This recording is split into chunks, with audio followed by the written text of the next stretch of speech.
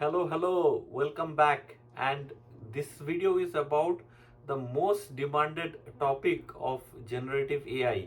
And in this video, I'll be explaining in very simple terms what is generative AI and how it's going to impact all of us in the software and IT profession, irrespective of the technology and role that we play. So, to start off, what is generative AI? Generative AI is a part of AI which produces content, and the content here refers to three types of content. They are text, images, and music. I repeat, there are text, images, and music. Now, map this to the most popular generative AI product from OpenAI, which is ChatGPT. So you give a series of instructions which are called as prompts in the world of generative AI, and then it gives you a textual output, right? You ask a question, it gives you output. Then that's one type of content. You give a topic, it writes a blog or an essay. So that's content of the type text. Now there are versions of GPT where the paid versions like DALL-E, where you give a series of prompt, you describe a background, and then it creates an image. For example, thumbnail of an YouTube video. Similarly, there are products in generative AI which are capable of creating sounds and music based on the instructions that you give them. So that is at a broad level generative AI, creating contents of these three areas. Now, internet makes us feel that generative AI is at the center of AI. Like if AI is the universe, the diamond in between is generative AI. That is not correct. Um, the people, the common people got the first taste of AI at a wide scale a bit through generative AI. That's why through the internet it seems that generative AI is at the cycle.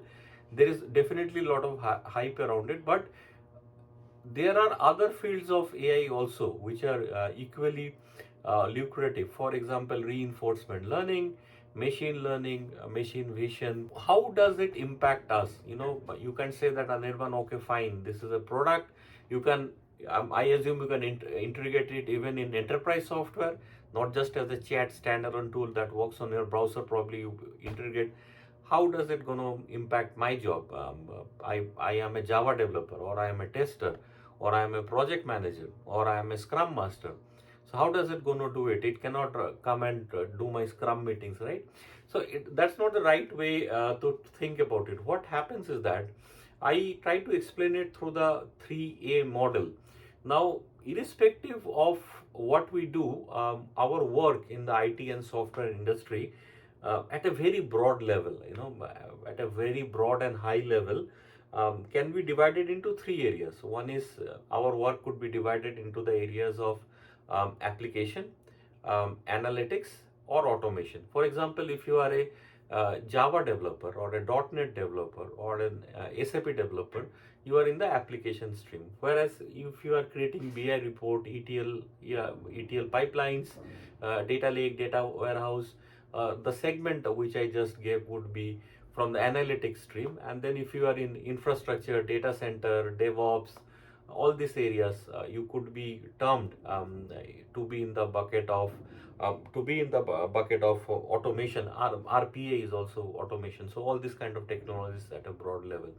Now, how I see it, that in the enterprises, if you are working in any of this axis of A, be it application, automation, or analytics, you are working on a vendor product, the product company whose products you are using for your customer projects.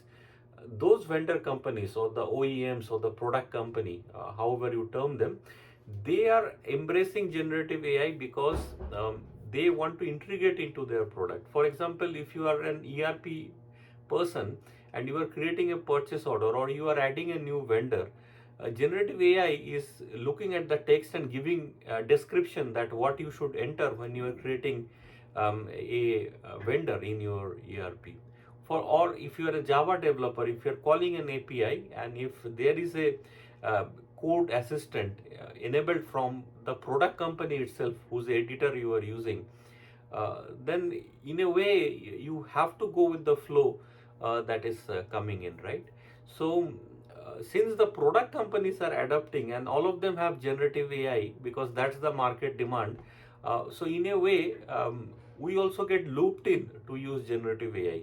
So it's very difficult. It will become very difficult down the line, say depending on the product maturity in the next 12 to 24 months to completely bypass generative AI, because those things are already integrated at a bare minimum as a chat assistant into your product.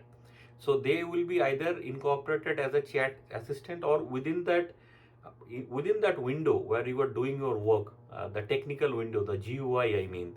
So there would be some prompts coming in automatically, and you can just put in and give. The example I gave for while creating a purchase order or creating a new vendor in an ERP screen. Same goes for a Scrum Master. You might be using some Scrum tools for planning, and when you're trying to create a Gantt chart, and it might prompt you that hey, do you want to give a prompt and try our AI thing. It might not be perfect, but the first version that will give you is 40% of what you want, and then you reiterate it, the second version will be 50%, 60% for what you want. So in net at an enterprise level, the productivity will go up. So when the productivity goes up, the adoption will also get accelerated, because it will impact not only on saving cost, but more output could be generated in a given period of time. So if you don't learn generative AI, although generative AI might not be your primary area of work, you will fall back, because your colleagues who are adapting it, they will become more productive, right? I have created a series which is generative AI in 3 minutes, and it's a newsletter based course wherein you will get email which you can read in 2 to 3 minutes, and it will give you snippets of generative AI. And it is very useful if you don't want to do a traditional video kind of a course, but you want to just read something for 2 3 minutes. So if you're interested in that newsletter based course, I call it a 3 minute generative AI newsletter course. The link is in the description. Go check it out. It's completely free. Please do share and subscribe. This is a new channel, and without your support, I cannot go much beyond this point. So thank you so much for watching, and I'll catch up with you in the next video.